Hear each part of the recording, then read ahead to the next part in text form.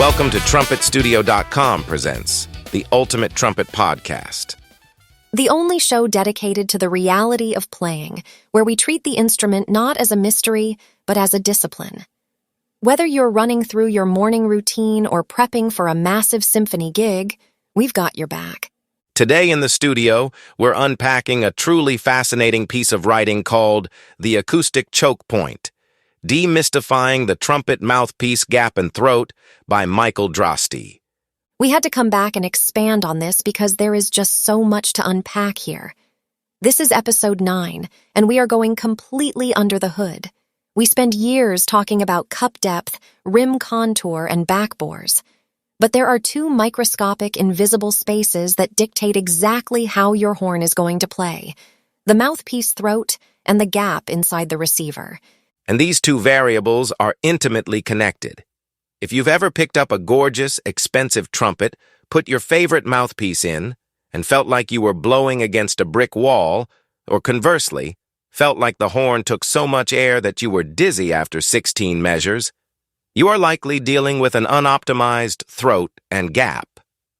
So let's break down the physical anatomy first, starting with the gap. When we say the gap, we are talking about the distance between the very end of your mouthpiece shank and the start of the lead pipe inside your trumpet's receiver. A lot of players assume that when you put the mouthpiece in, it slides until it sits flush against the lead pipe. That is completely false. Because mouthpieces use a Morse taper, and different manufacturers use slightly different tapers and receiver sizes, your mouthpiece stops before it hits the lead pipe. That resulting empty space is the gap. And that empty space creates an acoustic choke point. The sound wave travels out of the mouthpiece backbore, suddenly expands into that gap, and then violently compresses again to enter the lead pipe, specifically the venturi, which is the tightest point of the lead pipe. Right. And earlier in the airstream, you have the first acoustic choke point, the mouthpiece throat. The throat is literally the smallest hole at the bottom of the mouthpiece cup. This is typically measured in drill sizes. A standard Bach mouthpiece comes with a number 27 throat, but symphonic players often drill that out to a 26, 24, or even a massive 22. Exactly. So your air and sound wave have to negotiate the throat first, travel down the backbore, and then negotiate the gap. These two areas define the impedance, the resistance, of your entire setup. Let's talk about why you need resistance. Some players think a totally free-blowing horn is the goal. A totally free-blowing horn is unplayable. A trumpet is fundamentally an acoustic resonator that relies on standing waves. When you play a note, the sound wave travels down the horn, and a portion of that wave reflects back toward your lips. That reflection is what tells your embouchure where the note slots. It's what allows your lips to vibrate at the correct frequency without you having to manually force the pitch. If the gap and throat are not optimized, the harmonic nodes of those standing waves get misaligned. What does that feel like to the player, Adam? It feels terrible. It's that squirrely feeling. Maybe your low C is perfectly in tune, but the E at the top of the staff is insanely flat. Or you go to articulate a high A and the note double buzzes or fracks because the horn doesn't have a clear slot for it. When the acoustic nodes are misaligned, your embouchure has to do all the heavy lifting. You end up relying on facial strength to bend the notes into tune, which absolutely destroys your endurance. It's the equivalent of driving a high-performance sports car with the parking brake pulled up. But thankfully, we are out of the dark ages of brass acoustics. We don't have to guess anymore. Michael Droste points out that modern acoustic mapping has revolutionized this process. Oh, absolutely. The tech is incredible. Today, acoustic technicians use a process called pulse reflectometry. They send an acoustic pulse through the fully assembled horn and measure exactly how the sound waves reflect back. This generates an impedance curve, a highly detailed graph showing exactly where the resistance peaks are. And you can literally see the gap on these graphs. You can map out the harmonic nodes and calculate mathematically how many thousandths of an inch you need to adjust the gap to bring the fifth, partial E natural, perfectly in tune with the fundamental. You are dialing in exact resistance levels for the specific gig you are playing. Which brings us to the two main setups, the symphonic engine and the lead scalpel. Let's start with the orchestral world. If I'm sitting principal trumpet, getting ready to play the opening of Mahler 5, what do I need my throat and gap to look like? In a classical setup, you are trying to move a massive volume of air to create a dark, rich, room-filling sound on a large C or B-flat trumpet. To handle that air without backing up, symphonic players generally use a larger throat, often a drill size 24 or 26. But a larger throat means less resistance at the mouthpiece. Exactly. So to balance that system out, classical setups favor a moderate to larger gap, usually in the realm of 0.100 to 0.125 inches. Why does a larger gap help the orchestral player? It increases the security of the targets. A larger gap adds a specific type of resistance that aligns the lower partials. It thickens the core of the sound. When you are playing a terrifying, delicate pianissimo entrance, you need a stable acoustic wall to lean your air against.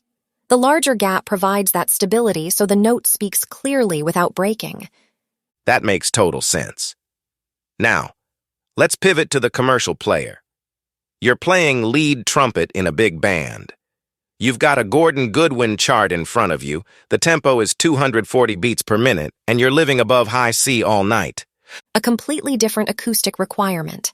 The lead player needs immediate transient response. They need efficiency, extreme velocity, and what we call sizzle, those high-frequency overtones that slice through a heavy brass section. So what does the lead scalpel setup look like? First, the throat is usually tighter, a standard 27 or sometimes even a 28 or 29. You want the air to compress immediately to create velocity. Because the throat is providing so much compression, the gap needs to be much smaller. Lead setups usually thrive on a very tight gap, roughly 0.040 to 0.080 inches. A tighter gap reduces the turbulence at that intersection. It tightens the slots in the upper register, making those high Fs and Gs feel locked in. It gets rid of the tubby feeling that large gaps produce, giving you the lightning-fast articulation required for commercial charts. The note responds the exact millisecond your air moves. So how do we actually manipulate this? Because every trumpet receiver is slightly different, and every mouthpiece shank wears down over time. You can't just buy a new trumpet every time you change your mouthpiece. This is where modular equipment becomes mandatory for the modern player. To truly optimize this acoustic choke point, you have to be able to adjust it. We are seeing incredible innovations from makers like Reeves, Warburton, and Pickett Brass. One of the best solutions is the adjustable receiver.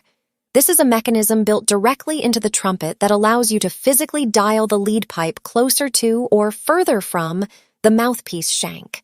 You can play a scale, turn a dial to adjust the gap by 1/1000th of an inch, and play it again until the horn suddenly rings, and the resistance feels perfect for your embouchure. Another hugely popular method is the sleeve system. You send your mouthpiece to a machinist, and they turn down the shank and fit it with micro-machined sleeves of different thicknesses. By swapping a number 4 sleeve for a number 5 sleeve, you change exactly how deep the mouthpiece seats into the receiver, thereby changing the gap. And for those using multi-piece mouthpieces, where the rim, cup, and back bore, shank are all separate pieces, you can literally buy different shanks with slightly different tapers. A slightly wider taper means the mouthpiece won't insert as far, creating a larger gap. Now, if someone is listening to this and wants to know if their gap is completely out of whack before spending money on custom machining, what is the DIY way to test it? The classic paper shim trick. Take a very small strip of paper or a single layer of Scotch tape and wrap it around the very end of your mouthpiece shank. This will artificially prevent the mouthpiece from inserting as far into the receiver, effectively increasing your gap. Play your horn. Does the upper register suddenly feel more secure? Does the intonation lock in? If it feels significantly better, your normal gap is too small, and you need to look into a permanent adjustment. And conversely, if you put the tape on and the horn feels incredibly stuffy and dead, your gap might already be too large, and adding the tape just made it worse. Exactly. It's all about finding the impedance sweet spot for your specific air compression. Your lung capacity, your oral cavity size, the strength of your embouchure, all of these dictate the specific amount of resistance you need the horn to provide.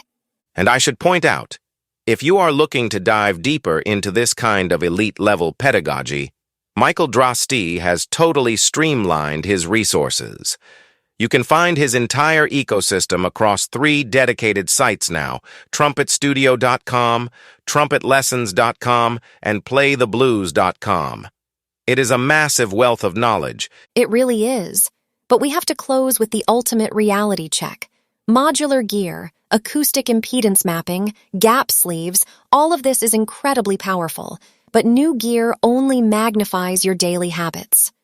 Truth.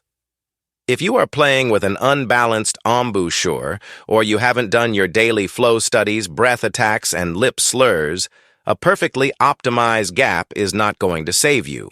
But if you are putting in the hours in the practice room, and you feel like you hit a wall where the horn is actively fighting your progress, stop blaming your face. Take a close look at your throat and gap. Optimize the physics of the instrument so that the horn handles the heavy lifting of intonation, leaving your energy completely free to just make music. And that's going to do it for this episode of the Ultimate Trumpet Podcast. If this deep dive into applied acoustics got you rethinking your setup, remember that new gear only magnifies your daily habits. To really build that symphonic engine or lead scalpel endurance, you need the right fundamentals. Exactly. Head over to trumpetstudio.com to grab your copies of the Ultimate Warm-Up, the Ultimate Technical Study, and if you've got gig season coming up, the Ultimate Wedding Book. Thanks for hanging out in the studio with us today. We'll catch you on the next episode. Now go practice.